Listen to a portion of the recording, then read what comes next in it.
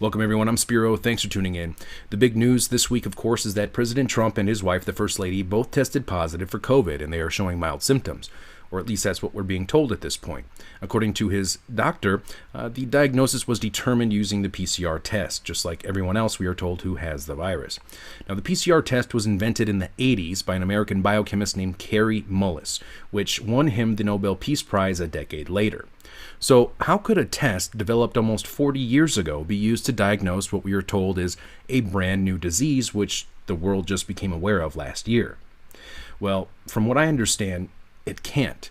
But I'm not a doctor or a scientist, and I'm certainly not an expert or a biochemist like Kary Mullis. And we have seen a lot of false positives with the coronavirus testing. Many of these false positives are believed to be triggered by dead virus cells. We have seen examples of goats and fruit testing positive, which raises more questions than it answers. We have even seen a woman injured by a test after a nasal swab punctured her brain lining, causing brain fluid to leak from her nose. All of this due to a virus with a 99+% survival rate for most who get it. Why is understanding this test so important? Because it is the driving factor of the fear campaign that is being driven by the media, the corrupt media, and then used by the government as a justification to impose restrictions on our lives. Now, on a positive note, it has been determined in Michigan by the state Supreme Court that the governor's restrictions were unconstitutional, and the same outcome was determined in Pennsylvania by a federal judge. Now, in this video, I'm going to play several different clips from people who are doctors, in addition to clips from the inventor of the PCR test himself. And I am fairly confident by the end of this report, you will come to the same conclusion that I have, that we are being lied to. Now, let's start with Kary Mullis, the inventor of the PCR test.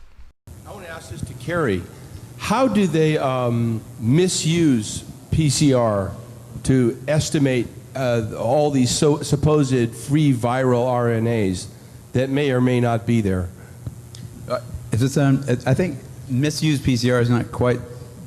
I don't think you can misuse PCR. Actually, no, the results, the interpretation of it. See, if you can say, if they could find this virus in you at all, and with PCR, if you do it well, you can find almost anything in anybody. It starts making you believe in the sort of Buddhist notion that everything is contained in everything else, right? I mean, because if you can amplify one single molecule up to something that you can really measure, which PCR can do, then there's just very few molecules that you don't have at least one single one of them in your body, okay? So that could be thought of as a misuse of it, just to claim that it's meaningful. But the real misuse of it is that you don't need to test for HIV. You don't need to test for the other 10,000 retroviruses that are unnamed also in the subject.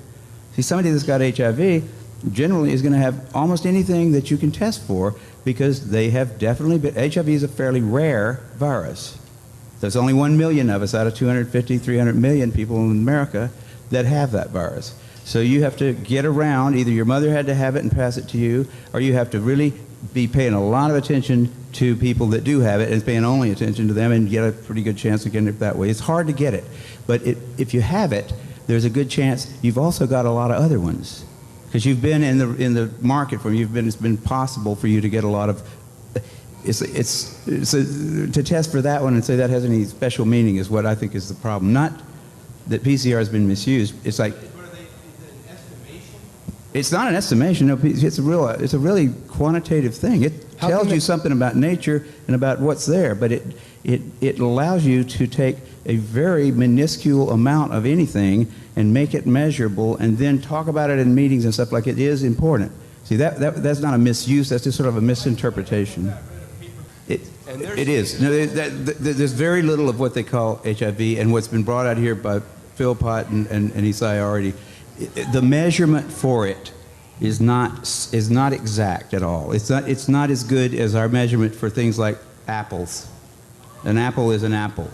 You know, you can get something that's kind of like, if you got enough things that look kind of like an apple and you stick them all together, you might think it's an apple.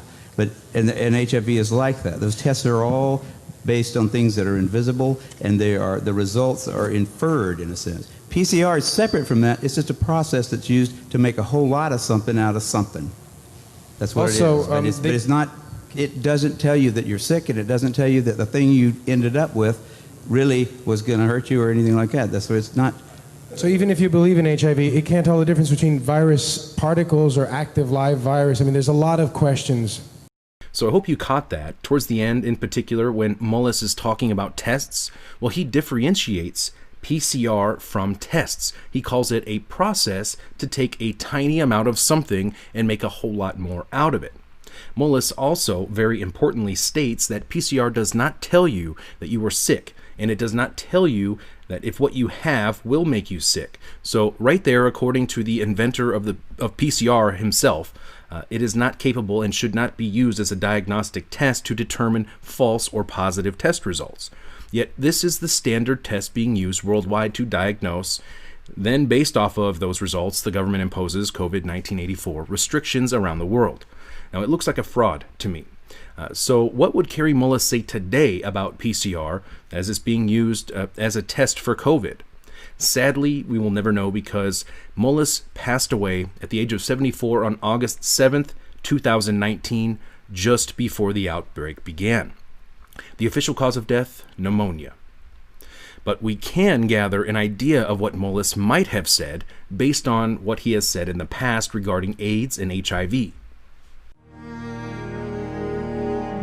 The first time I really questioned it, I was working on a project where we were measuring HIV in people's blood at this place called Specialty Laboratories in Santa Monica. I was just a consultant there. And I came in about 3 days a month, and we were working on that. And at some point, we needed to re-up our grant from the NIH to work on that, and I had to write it. And so the first line of that was, HIV is the probable cause of AIDS. And I wrote that, and then I said, well, I need a paper, some kind of scientific paper, to reference that statement, because when you make a statement like that, that's like a fact. You need to say, here's how come I know that, right? You put a little 1 if it's the first statement you've made, and then you put down at the bottom of the paper you have a 1, and you say, here's a paper by somebody that describes why that statement is true, right? And so I said, well, what's that? I don't know. Let me think about, what is that paper? Who do I go to for that? And I looked around. I asked a couple of virologists at that company, and they said, no, you don't have to reference. I said, I have to reference that because I don't know where that came from. How do I know that? And it turned out that nobody knew it. There wasn't a scientific reference, like a paper that somebody had submitted with like experimental data in it and like logical discussion and said, here's how come we know that HIV is the probable cause of AIDS. There was nothing out there like that. Nothing. Can you tell me about your experience when you met Luc Montagnier for the first time and you questioned him about his, whether he had a reference for HIV, since he is the one who... By the time I met Luc Montagnier, I had met a lot of AIDS researchers at meetings, and I had always gone up to them. If they talked like they knew about HIV and AIDS, I always went up to them afterwards and I said, where can I find a scientific reference that I can use for my, remember I said I had a sentence there, it said HIV is the probable cause of AIDS, and I needed to have that backed up by something before I could write it and submit it. And I went around, I asked a whole lot of people. I said, well, the people, I can't find it. First I looked for it, just in like computer searching kind of stuff like that. But then I said, there's got to be somebody that knows this. So you go to experts and ask them. And so I asked all these people one after the other, and none of them had it. None of them. And I was getting really freaked about that. That's when I first started saying, they don't know. Nobody really knows. This whole thing is a big sham. It's ridiculous. But then finally Montagnier came to there was a special little seminar down in San Diego where an old friend of Robert Gallo's, Flossie Wong-Stahl, was opening up a Department of AIDS research down in San Diego. They had lots of money involved, federal money. And they had Montagnier come there and give a talk. And after that, they had a little wine and cheese thing. And I went over to Montagnier afterwards and I said, Dr. Montagnier, I can't find a reference. I can't find a reference to go with the statement, HIV is the probable cause of AIDS. I'm sure you can help me. And he knew that he probably should be able to help me. And he said, well, why don't you quote this new work, and by new he meant like something that came out this year, right? This new work about a virus that can kill monkeys. Or I think it was not monkeys, it was like something related to monkeys, some kind of a baby, a little ape. And I had read that and I said, that didn't, it was like supposedly going to be a model system for studying AIDS, that somebody had figured out some kind of retrovirus that passing it back and forth between various mammals, they could finally put it into chimpanzees and kill them. And it killed them in about a week, and it didn't kill them in any, there was nothing like AIDS there, you know. It doesn't kill you in a week. It was just totally ridiculous. None of the symptoms were the same. And I said, well, you know, I read that paper, and I didn't see any connection between that and AIDS, and I don't think that would be a real. I wouldn't want to use that as a reference. And I don't remember exactly what he said, but I know he walked away. Oh, no, before he told me about that paper, he said, why don't you use the NIH, like the CDC report? And I said, well, I looked at that, and that was not a scientific paper. And then he said, what about this other thing, this like paper that had just come out about a month before, and a lot of fanfare associated with that paper, but it was total crap. It was like, yeah, if you got $2 million, you can figure out how to kill a primate with a retrovirus. So what? Doesn't have anything to do with AIDS. It didn't look like AIDS, it didn't smell like AIDS, it wasn't AIDS. It was just like, got a retrovirus that can kill a chimpanzee, so what? So I didn't get any more out of him. He walked away after that. And the people standing around, by the way, who were his colleagues there, looked at him like they were thinking he should come up with a better answer than that. But he couldn't, and he just turned around and walked away. I really thought he'd have an answer. I really did. I mean, that was my last, I was right at the edge of my faith in the system, but I thought Montagnier will know why he thinks HIV causes it, and he'll tell me. He'll say, because of this study, you know, but he didn't have that. None of those guys have that, and that's why they're so weird, you know. That's why they don't want dissent. They don't want people like me walking up and asking them those kind of questions, and they're willing to like go to great lengths to prevent that. They're out on a limb. I wouldn't want to be there with them. Almost chilling words at the end there from Mullis. They don't want people like him, a Nobel Peace Prize winner, around asking questions, and that they are willing to go to great lengths to prevent that. Mullis was indeed a thorn in the side of the establishment during the time of the HIV/AIDS debate. He was very outspoken towards people like Dr. Fauci. Here is a quote from Mullis on Fauci from a lengthy but fantastic article called, "Was the COVID-19 test meant to detect the virus?" Quote, "What ABC needs to do is talk to Fauci and Gallo and show they're assholes, which I could do in 10 minutes, end quote. Now, personally, without knowing Mullis, I have to admit that I like him, and I have little doubt in my mind, from my own point of view, that if he were alive today, the powers that be would not be able to use PCR to perpetuate this manufactured crisis in the way that they are right now today. He was a thorn in their side then, and I'm sure he would have been an even bigger thorn in their side now. Now, this raises suspicions with me regarding the timing of his death just weeks before the outbreak. No disrespect to the family, and I have no proof at this point to go off of that, but again, the timing does raise some questions, I think, that should be looked into. Now, I'm going to play some more clips here. Some of these clips were sent to me. Some of them were put together by other people doing some great work out there, showing how the manipulation is taking place, and several examples of doctors calling out the lies. Good afternoon. And we're starting off with the overall rates in terms of confirmed cases. As you can see on this graph, the numbers are now going up, and going up really much more rapidly. The test that we have for the virus does not tell us whether we have an active virus in a person. It's been called by the media a case. And the UK has recorded almost 3,000 new cases of coronavirus. The rise in the number of cases that we've seen today is concerning. A case is when someone gets sick from a disease. That's completely different from a positive test. It's not a case at all. It's just that we can detect that at some time in the past, perhaps, there has been viral infection, but it's probably been removed now. Even if there is some asymptomatic transmission, in all the history of respiratory-borne viruses of any type, asymptomatic transmission has never been the driver of outbreaks. You must not meet socially in groups of more than 6, and if you do, you will be breaking the law. It has what's been calculated as an infection fatality rate. That is, if you catch the infection, probability of you dying is 0.3%.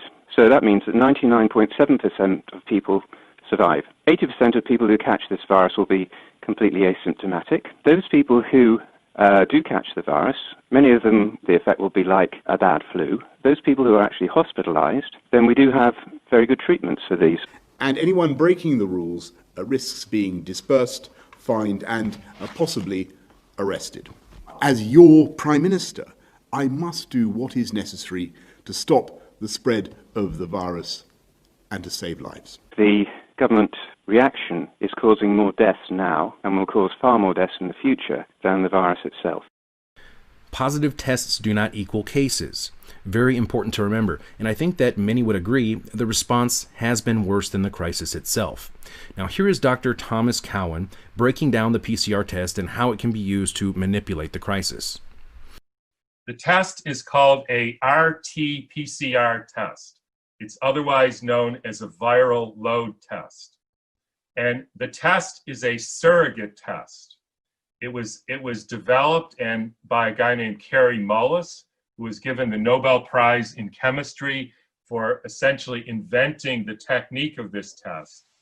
And he said very specifically, you cannot use this test to either prove infectious etiology or to diagnose an infectious disease, which of course is interesting because if you can't use it to diagnose an infectious disease, that of course begs the question of what can you use it for?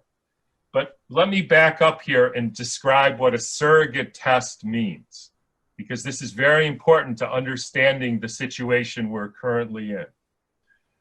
A surrogate test means that in a situation where you're trying to prove causation, you have to have a gold standard test. And those postulates, like with meningococcus, that is a gold standard test. It's reliable 100% of the time. You cannot use a surrogate test to prove anything. And that is what is happening with these tests. So what is the surrogate test? So remember that we don't have a gold standard. We don't have isolation, purification, reinfection. We don't have viremia. We don't have millions of copies demonstrated on an electron microscope. We essentially have no idea who has this coronavirus disease. So then they take a piece of one of the coronaviruses, the new one that they found. It has a new RNA sequence that hasn't been found before. They take one of the sequences, which they say is unique to that particular virus, and they do something called amplify it. And what that means is you take in your blood, you'll have one copy of this sequence, and it's too small, you can't find it. So you stimulate it, and this is what Kary Mullis came up with. You stimulate it, it makes 2 copies, that's 1 cycle. You make 4 copies, that's 2. You make 2 to the 20th copies, whatever number that is, that's 20 cycles. And what you find with this test is that once you put it through approximately 36 cycles, then you start to see the color change that tells you it's positive. So if you do 35 cycles, it's still too small to see. If you do 36, you start to see it, but you get false negatives, even though you don't really know which is a false negative because you don't have anything to compare it with. So then you do 37 and you see it, 5% of the time of people with these symptoms, and you say that's the number. But here's where it gets interesting. If you do it 40 times, you start seeing a lot more positives. And then here's something else to know. If you do it 60 times, so if you amplify it over and over and over again, it becomes positive with 100% of the people. Let me say that again. If you amplify it 60 times, it will be positive with everybody. That means that everybody has a piece of this RNA somewhere in their cells or in their genome or somewhere in their secretions. All you have to do is amplify it enough. And the problem is we don't know how many false positives or false negatives there are because we have nothing to compare it to. And if all biological tests have false positives, so if you test 30 million people and you have a 1% false positive rate, then 300,000 people by definition will test positive, and then you have an epidemic. And then if you want to demonstrate that the epidemic got better, all you have to do is lower the amplification cycles to 35, and then suddenly your vitamin C or your vaccine or your chloroquine or whatever you did worked, and now there's no more people testing positive. That is fraught with problems, and that is the problem. And unfortunately, with every country has their own standard of what kind of cycles they put it through, the number. So you see very different numbers coming out of very different places, depending on the number of amplification cycles that they're standardizing their test to. And I hope everybody is getting the point that this is a crazy situation. A crazy situation indeed. A manufactured crisis, in my opinion. A very astute point made by Dr. Cowan. Depending on the amount of amplifications, you can affect the positive or negative rates. So you could have a very high amplification rate in the numbers, and therefore would have a very high positivity rate in the cases, or the tests, right? Then you roll out the vaccine and lower the amplification during the tests, and then you would get less positive cases, right? And hey, wouldn't you know it, then you have an effective vaccine. Now, this last clip is from Florida's Governor Ron DeSantis having a conference last week speaking with a doctor about testing, contact tracing, and the lockdowns. By the way, Governor DeSantis said previously that Florida would never again lock down while he is governor. I wish my governor would say the same. About just general testing and PCR testing, whether you should test asymptomatic people, just symptomatic, how many contacts. Dr. Bhattacharya, what is the this asymptomatic testing with PCR? But particularly, I think one of the things that's been put out, the New York Times had an article about a month ago looking at some of the test results in New York and in, I believe, Nevada and Massachusetts. And they found that because the PCR tests are so sensitive, that up to 90% of the positives were not identifying live infectious virus. And then I think there's other studies that have come out. I know Oxford's Center for Evidence-Based Medicine says that if you have such high sensitivity, you cannot be there's no guarantee you're even identifying live virus. And I think that, I guess, one, just what does that mean for some of the testing and the case numbers that we see? But then two, it seems to me that if you're test positive with no symptoms with a very sensitive PCR test, and they can't even tell you if you're infectious, we're quarantining across the country probably hundreds of thousands or millions of people who aren't even contagious. And I think that obviously has a huge cost to society. Doesn't seem to be getting a lot of discussion, though. The key thing about the PCR technology that I think is important for this discussion is that essentially you were doubling the genetic material if it's present, of the virus if it's present, right? If you have a very tiny amount of the virus, or if it's a viral fragment that's not actually that your body has successfully attacked, your immune system is successfully attacked, then what you're amplifying is something that's not going to pose any risk either to you or to others. So you're asymptomatic. The PCR, you're positive with the PCR. It's not a false positive in a technical sense, but in a functional sense, it's a false positive. Epidemiologically, it's a false positive, right? I'm not going to infect you, even though I have this even though I'm PCR positive, because it took so many doublings to reach the point that we can infer that there really wasn't very much genetic material for the virus present to begin with. I think that you're absolutely right to point out the cost of that when you attach it to a policy of contact tracing and isolation and quarantine. We effectively are quarantining people on the basis of PCR tests, a functional false positive PCR tests, where it will have no effect on disease spread because they're not infectious. And at the same time will impose enormous costs on them. Actually, there's another follow-on cost to that, is that it makes people less willing to cooperate with contact tracers because they know the costs. If I am contact traced and I'm asked to say who I've interacted with, I know if I say I interact with with my friends, they're going to be facing the same thing. They might get quarantined, and if it's possible that it's a false positive, a functional false positive, then I'm imposing cost on them for nothing. I think in LA County, I saw an LA Times story that 60% of people who are contacted, who put in touch with contact tracers, they won't cooperate with them. And you can see why. The cost of essentially ratting your friends out is enormous. The cost has been enormous, and it's been affecting billions of people around the world. There are so many more clips of other doctors and experts that I could have included, but I think you get the point. Personally, I believe, as I have documented in numerous previous reports, that this is part of a much larger agenda, and this is a manufactured crisis, but it's the mechanism, it's the vehicle to transition from this current system of control into the new and improved digitalized system of control.